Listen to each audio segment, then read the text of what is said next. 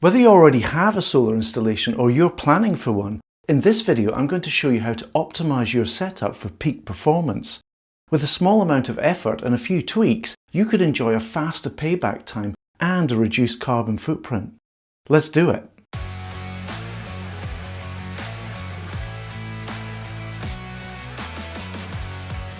Hi there, I'm Gary and welcome back to my channel, Gary Does Solar. When considering a solar and battery system, it's not just about the individual components, it's how they all work together. Your solar array, home appliances and grid supply, your home battery, a heat pump if you have one, or an electric vehicle, or even a solar diverter for your hot water. All of these components need to work together in harmony to create the best outcome for you. And it's not just about the equipment you have, it's also about how and when your home appliances use electricity throughout the day. And that depends on many factors, including how many people are at home and when they're at home. Another key factor is the smart energy tariff that you're on. Depending on your energy supplier, you might have quite a selection to choose from, like all these from Optimise Energy in the UK. But how do you know which one is going to be best for your particular situation? By taking the time to understand how all these factors interact, you can significantly enhance your system's performance, which may result in higher financial returns and therefore a quicker payback of your investment and a lower carbon footprint. That's exactly what we'll explore in this video using a special modelling utility that I developed. The utility is called Solarazma and it's easily accessible from your web browser. This is what it looks like. Essentially the screen is split into two parts. We've got a whole variety of settings down the left, including your solar installation, your battery, the amount of energy that you use in a day, and also what tariff that you're on. We'll be looking at these in detail in a moment. And on the right are a whole series of charts and tables. Now there's nothing to see at the moment until we actually set our location. Now you can do this manually, but actually if you select this here, Google Maps, the utility will work for any location anywhere in the world. If we look for a location near Oxford, I'll just pick a random one here. If you control click or right click with your mouse, you will see the longitude and latitude appear, which you can copy to your clipboard. And then if we go back to the utility, we can paste those coordinates from your clipboard into the fields, as you can see here. Next, we have to set up the solar arrays. The utility at the moment can handle up to 3 arrays, but I'm actually adding a 4th, not least because of this video that I made recently about north arrays, and that's encouraging a number of people to look at having an extra north array on their property. And for each array, it's very simple. You set the size, so this is the maximum output for the array on a particular roof facet. So in this case here, we've got a 5 kilowatt peak array. The orientation is just the number of degrees from north, so 180 degrees is south, and the pitch is the angle of the roof from the ground, so that's 30 degrees here, and you can set that up how you want. It's the same for the second and third arrays if you have them. So we'll just stick with one array at the moment. The next thing to do is set your inverter size. If it's a string inverter, you can just look at the maximum rating, the AC power output of that string inverter. If you're using microinverters, then depending on the number of microinverters that you've got, you just multiply the maximum power rating of each to give you a total kilowatt figure, and then you just enter that there. Now you might have an export limitation on your property, and in the UK that's normally set to the same size as your string inverter, in this case 5 kilowatts. But whatever your limit is, you can just enter that figure here. And now we're ready to press this button, which essentially the utility reaches out to PV GIS and pulls back data about your location and your array size. And then you see a whole series of graphs here with different information. Don't worry at the moment, we'll go through these in a bit more detail shortly. The first of these graphs show the solar generation that you can expect for each hour of the day according to your array and where it's placed, and also your inverter size. Now because our inverter size is the same size as our array, you can see that our maximum output is 5 kilowatts. But what happens if we've got an array that's larger than our inverter size? So let's just change the array to, let's say, 7 kilowatts. And we have to press the button again just to repopulate everything. And you can see here now that this line here shows that we're getting clipping on our array. So the array itself is generating more power than our inverter can actually handle, and so you can see the clipping there. It's worth pointing out at this stage that this utility is essentially giving you a daily snapshot, and in this case it's in the month of June. So if I set this to, let's say, October, you'll see that actually the amount of generation that we get is a lot less, and that's to be expected. The sun is a lot lower in the sky. And actually if I go to, let's say, November, you can see that we're not getting any clipping anymore because we're underneath the maximum power of the inverter. So the way to use this utility is to really pick a day in the year, and you can try any month that you want, and that gives you a snapshot of what's going on in terms of the generation that you can expect for that month. Let's have a look at this next chart then. This is the energy usage. So this is your expected usage during the day, let's say for that particular month, although it might be the same for any time of year. To have a look at that, we go down to energy usage and just expand that.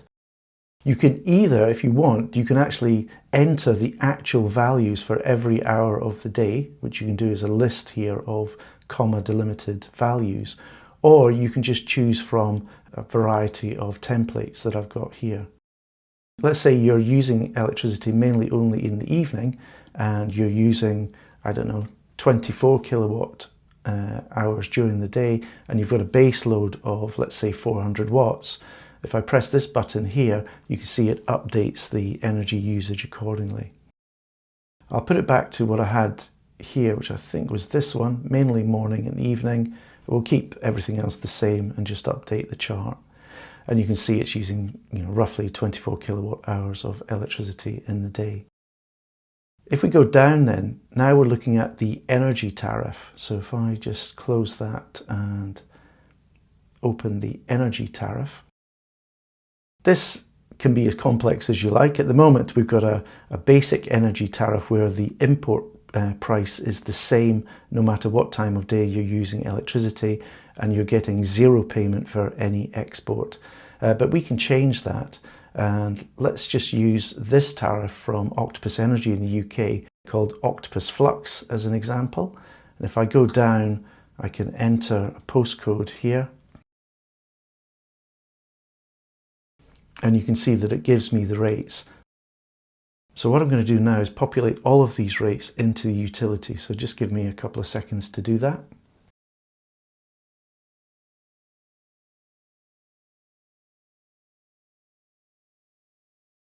The Octopus Flux tariff has a default rate, what they call a day rate. It also has an off-peak rate, which they call a flux rate between 2 AM and 5 AM. So that's a 3-hour window.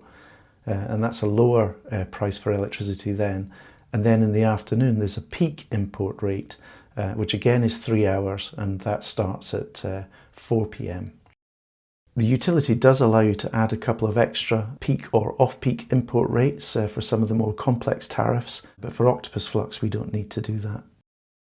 And let's repeat the same for the export rates.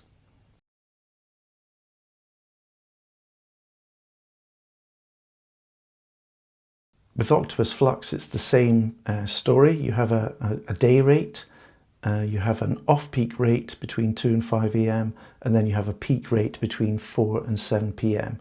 And you can see this reflected in the chart here. And just like with the import rates, you have a couple of additional off-peak or peak export rates that you can add as well for some of the more complex tariffs. Just remember when you're entering values to make sure that you're entering them in pounds format rather than pence format. And if you are using a different currency than pounds, you can just change that here. Okay, so that's our energy tariff setup. I think the next thing we'll look at then is the battery. So let me just minimize that again, and we'll go to the battery settings. I've already set this up for a Tesla Powerwall 3, so the battery size is 13.5 kilowatt hours. The Powerwall 3 can operate as a DC coupled or an AC coupled battery. Here we've got it in DC coupled mode. the charge rate of the battery is 5 kilowatt hours and the maximum discharge rate is 11.5 kilowatt hours. We'll put a minimum state of charge, I don't know, let's just say 10%. I can't remember what the conversion losses are for the Powerwall, so I'll just set that to 10% at the moment, but you can set that to what it should be. And I'll come back to this setting in a moment, start with minimum SOC. So if we go down, you can see that the next chart here shows the import and the export during the day based on our solar installation, our energy usage, and the energy tariff that we've got set up. And you can see what's happening to the battery here as well. So this is a state of charge for our Tesla Powerwall 3. And we're starting from 0 at midnight, and you can see that the battery automatically charges to get to the minimum state of charge, which is 10%. And then nothing happens until the sun comes out around about 6 a.m. and you can see the battery steadily charges up to 100%. And then you can see that the battery is full here, so that because we're not requiring the electricity, it's all being exported. And then when we get to the evening, the battery starts to discharge again. And at the end of the day, it's just under 50% capacity. Now, if we come back to this setting here, this is actually quite an important one, because if this is the first day and we're finishing at 50%, of course, the start of the second day, we will not be at 0%, we'll be at 50%. So this setting, start with the end of day state of charge, is actually more realistic. And if it was a sunny day every day, this would be your battery profile. So it gives a more realistic response. Now we can look at these settings at the top. So we're not importing from the grid at all, because effectively the battery is full by lunchtime onwards. And even when we get to the end of a day, we're still 50% state of charge, which effectively supplies all the electricity that we need the next day. So we're not pulling from the grid at all, and we're exporting a lot throughout the day because we're generating more electricity than we need. So what does that mean for the cost that we're paying every day, or indeed the revenue that we're generating? Well, there's no import cost, but we're actually generating £3.25 export income from all that export that we're doing throughout the day. The battery charge remains the same by the time we get to the end of the day, and so that's an overall income of £3.25, and that's just on one day. A particularly sunny day in June, granted, but that's quite a good income from this particular setup. We can see what that looks like in winter if we go up to the generation settings, and let's say we'll set December, and you can see it's very much different. We're having to pull from the grid in the morning to cover our house load because the battery has reached its minimum state of charge of 10%. The battery does charge throughout the day with the solar that's coming in, but you can see in the winter it's a lot less. We never actually quite get to 100%. And then of course the battery is discharging to meet house load. And even when we get to about 8 o'clock onwards, we're having to pull from the grid again. So on a December day, even though it's sunny, we've actually got an overall expenditure of £1.34. If you have control over your battery, you can actually get the battery to force charge itself in the morning when you've got a cheaper tariff. So you can see here on the Octopus Flux tariff, in the morning between 2 a.m. and 5 a.m, the electricity is slightly cheaper. So if we force charge the battery for those 3 hours, you can see now that we're pulling from the grid as we force charge the battery, and you can see the battery is charging from its minimum of 10% all the way up to maximum, and then you can see it's discharging to meet house load. And what's happening here is that we've got some export as well. So we're earning some money from that, and actually if we look at the results, it's costing us £2.39 to charge the battery in the morning and a little bit of import in the late evening, but we're earning £1.13 from the export, so the overall expenditure is £1.25. And if I switch that off again, we can see how that compares. you can see that we're saving about 10 pence in the winter. But where it really counts is in the summer. So let's change our, if I can find it. Let's change to July, let's say, and you can see that we're getting much more generation. If we go down to the battery chart, and what we're going to do now is, if you remember that value there, £3.10 would be our overall income for July, but now we're going to force charge in the morning for those 3 hours. Now you can see that although the overall income remains roughly the same, the state of charge in your battery is nearly 100% most of the time. And that's actually quite important if you've got EPS on your battery, which the Tesla Powerwall 3 in this case has, because it means if there is a power cut throughout the day, the chances are a very good chance that you will have 100% state of charge in your battery at the time it happens. And that means you'll be able to power your house for longer. As well as forced charging, then we can actually force discharge. And if we go back to the tariff, you can see that we're getting paid quite a high amount, almost the same as the import rate, if we force discharge between 4 and 7 p.m. So let's have a look at that just now, and I'll get the battery chart on the screen so you can see what happens. So I'm going to set it to forced discharge for the 3 hours between 4 and 7 p.m. And you can see that actually the overall income increases slightly because of that. So it's really a case of just playing with all these figures until you get the right setting so that you can determine what is the best strategy depending on the tariff that you're on.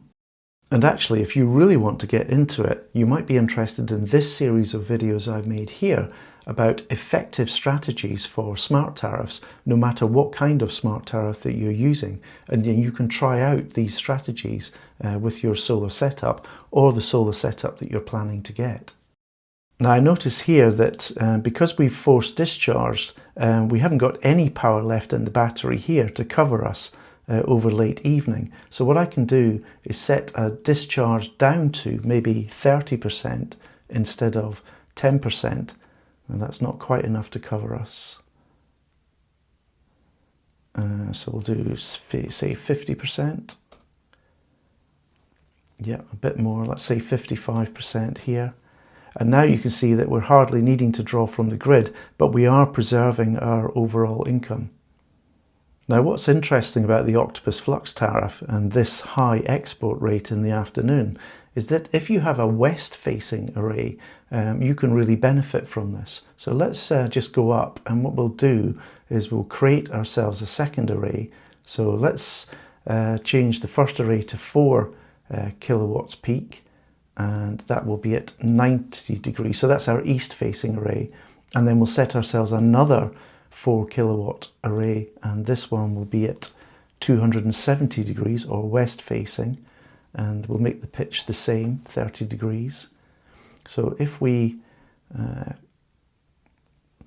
recalculate here, you can see that actually by having 2 arrays and the same settings as before, we've actually increased our overall income for the day. If you want to see the actual hour-by-hour calculations, there's actually a table here that you can look at to see exactly what's going on in terms of the state of charge for your battery, how much you're importing for the grid, and how the price affects everything that's going on. Just below that, we have another section here called Battery ROI, Return on Investment Calculations. Now, this all relates to these videos that I made last year, where if you're buying a battery, what you can do is amortize the cost of that battery against how you use that battery over several years. And if I go down to the battery section again, there is a setting here where you can include these in your calculations or not. And all you have to do is fill in various details. So a Powerwall 3 in the UK is around about £7,000. It's actually warranted to unlimited cycles, but most other batteries have a warranty of around 6,000, let's say.